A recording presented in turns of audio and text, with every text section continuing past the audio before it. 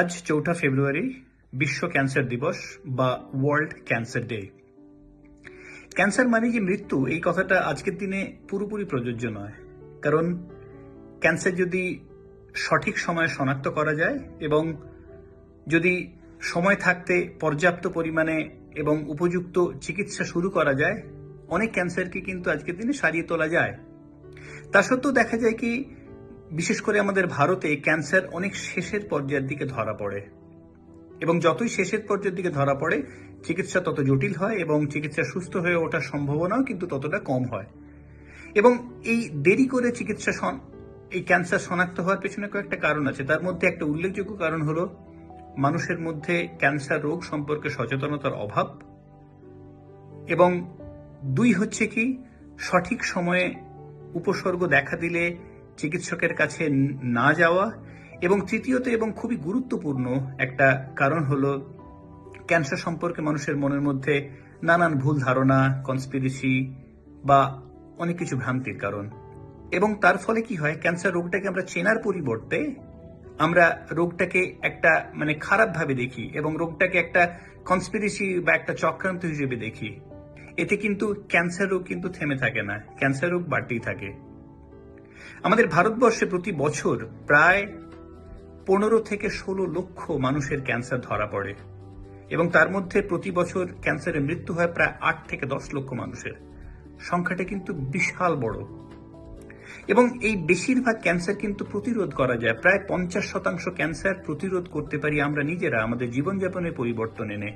অনেকে যে আমাদের যে দৈনন্দিন যে একটা বদ অভ্যেস, যেমন মদ্যপান, তামাক বা ধূমপান করা বা অনিয়ন্ত্রিত জীবনযাপন বা অস্বাস্থ্যকর খাদ্যাভ্যাস, আমাদের পর্যাপ্ত ঘুমের অভাব এবং আমাদের অতিরিক্ত মানসিক চাপ, প্রাত্যহিক যে শারীরিক যে একটা শরীর চর্চার দরকার সেটার অভাব, এবং তাছাড়াও কিছু সংক্রমণ সম্বন্ধে ভুল ধারণা, যেমন বিশেষ করে এইচপিভি ভাইরাস সংক্রমণ বা হেপাটাইটিস বি ভাইরাস সংক্রমণের যে আমরা টিকার বিরোধিতা করি, সেখান থেকে সেই সংক্রমণের কারণে কিন্তু আমাদের ক্যান্সার দেখা দিতে পারে। বিশেষ করে এইচপিভি ভাইরাসের জন্য সার্ভাইকাল ক্যান্সার এবং হেপাটাইটিস বি ভাইরাসের জন্য যে হেপাটাইটিক ক্যান্সার হতে পারে।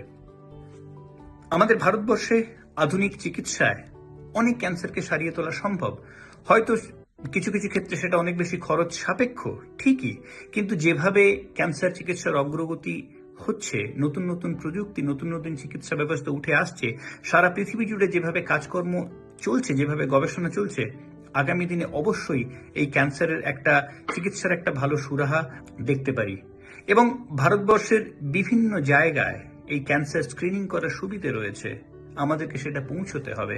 আমরা ক্যান্সার হবে বা হতে পারে শুনে ভয়ে কিন্তু আমরা থমকে গেলে হবে না, কারণ ক্যান্সার কিন্তু থেমে থাকে না, ক্যান্সার বাড়তেই থাকে। এবং যত সময় যায়, সময়ের সাথে সাথে ক্যান্সারের যে বৃদ্ধি, ক্যান্সারের যে জটিলতা আরো অনেক বেশি বাড়তে থাকে। তাই এইগুলো সম্পর্কে আমাদেরকে অনেক বেশি করে সচেতন হতে হবে। এবং সচেতনতা গড়ে তুললে আমরা কি করব, আমরা রোগটাকে জানতে পারবো, রোগটা কি ভাবে কোন কোন পর্যায়ে কি ধরনের কি করা উচিত সেটা আমরা বুঝতে পারবো। ফলে আমাদের কি হবে, আমরা চিকিৎসার সেই জটিলতাটাকে আমরা অনেকটা এড়িয়ে চলতে পারবো এবং রোগটাকে আমরা আরো যাতে নির্মূল করা যায় তার দিকে আমরা এগোতে পারবো। এখানে বলে রাখি, অনেক মানুষের ধারণা আছে যে ক্যান্সার একটা চক্রান্ত, ক্যান্সার একটা যেগুলো যারা ক্যান্সার যে কেমোথেরাপি বা ক্যান্সারের ওষুধ বানায় তাদের একটা চক্রান্ত, তারা ইচ্ছে করে ওষুধ বাজারে আনছে না। এগুলো ভুল ধারণা, এগুলো এদিক ওদিক সোশ্যাল মিডিয়ার প্রচার। কিন্তু যদি সত্যিই জানতে হয়, আপনি ইন্টারনেটে যেখানে বিজ্ঞান সম্বন্ধ তথ্য পাওয়া যাবে সেখানে গিয়ে দেখুন। আজকে যদি আমরা কেউ বাড়িতে ক্যান্সার পেশেন্ট আছে, আমরা ভুল ধারণা বিশ্বাস করলাম, কনস্পিরেসিতে বিশ্বাস করলাম, তাই সঠিক চিকিৎসা না শুরু করে আমরা অন্যান্য যেগুলো গুজব বা অন্যান্য যেগুলো যে টোটকা সেগুলোতে বিশ্বাস করলাম, তাতে কি হবে, ক্যান্সার সারবে না, তাতে কিন্তু ক্ষতি হবে যে ক্যান্সার রোগী এবং তার পরিবারের।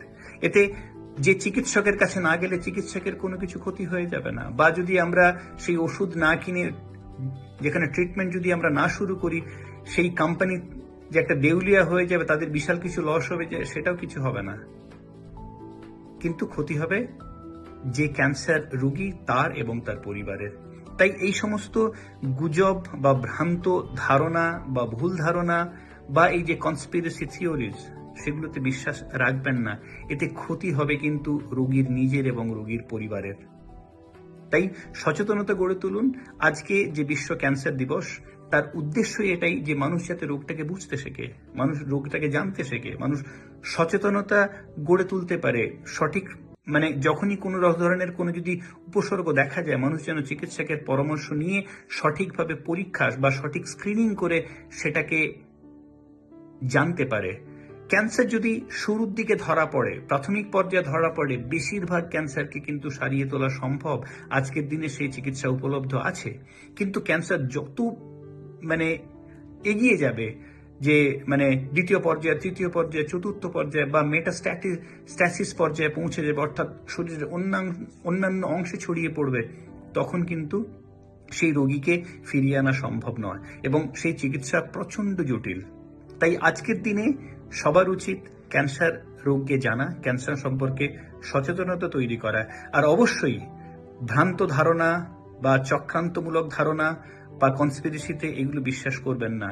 এতে কিন্তু ক্ষতি হবে রোগীর, আর অন্য কারোর কোনো ক্ষতি নেই। কোনো সরকারের ক্ষতি হবে না, কোনো যে ম্যানুফ্যাকচারিং কোম্পানি তাদের ক্ষতি হবে না, কোনো চিকিৎসকের ক্ষতি হবে না, ক্ষতি হবে কিন্তু রোগীর।